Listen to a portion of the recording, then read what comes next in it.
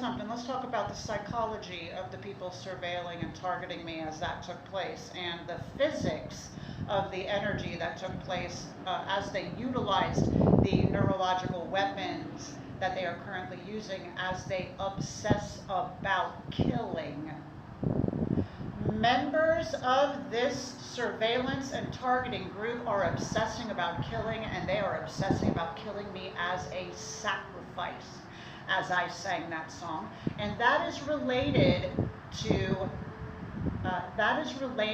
galactic alignment. It is related to my birthday, and this topic of sacrifice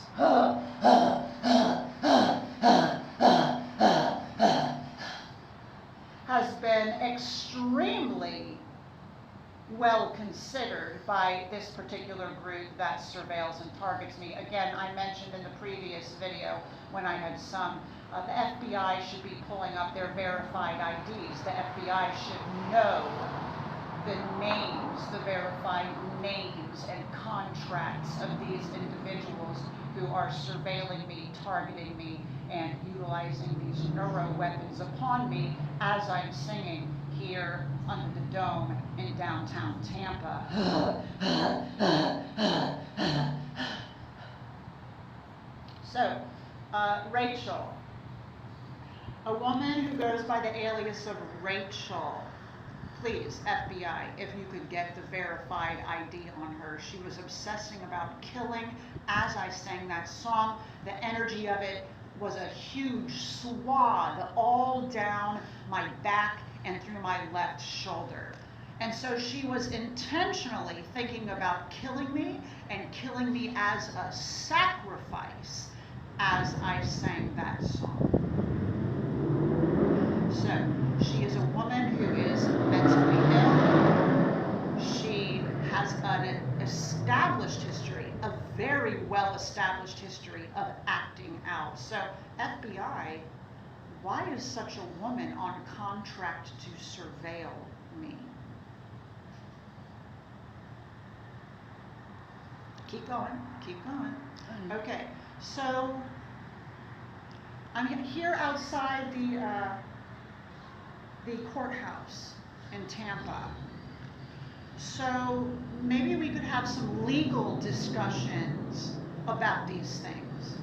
Maybe we should take a look at the plethora of false intel that is currently on the records about me and engage in some clarifying conversations with regard to the correct and accurate history of my life, of my thought process, of my emotional process, and how this particular surveillance and targeting group that has been on me since November 2018. Now, a portion of them were on me since at least 2013. Other people were on me previously in my 20s and 30s, but the watch changed. Let's talk about that change in watch, and let's bring in the former watch, and they can give testimony about what they saw in my 20s and 30s. So, reasonable and intelligent, logical and rational investigation. Let's put together the pieces of this puzzle and address the issues of neuro-terrorism. Obviously, if a woman surveilling and targeting me as I'm singing this song under the dome is thinking about sacrificing me, well, is that something that the FBI advocates for? That sounds like a cultic thought process. That sounds like a satanic thought process. So, who is the supervisory panel overseeing this particular group? What's the company name? What are the tax records of these individuals? FBI, I know you have that information. So, is there anyone who can compel that information from the FBI? if there's any kind of non-investigatory designation sitting in the mix of this, is there anyone who can cut through that kind of designation? Because I'm absolutely certain that there's a whole variety of unconsensual human experimentation taking place in violation of the 8th Amendment and the Nuremberg Codes. Let's talk about that. Let's talk about how people are targeted, tortured, and killed with these neurotechnologies. I understand the conversation makes people uncomfortable.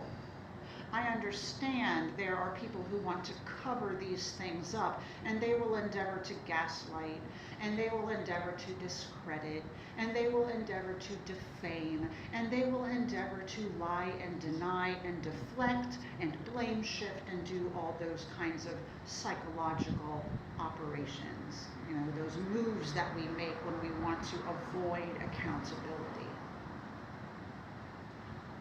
My jaw is tight involuntarily from what they're doing on my skull, going right through here. Now, I have been writing some letters to people, a variety of professionals, who they have the background and the expertise where we can put together an observation, evaluation, and research group to get the physiological data necessary to prove that these neuroweapons are operating. Is there anyone who might be able to be involved in a highly precise and specialized team who can go in and neutralize these acts of neuroterrorism? I hope so.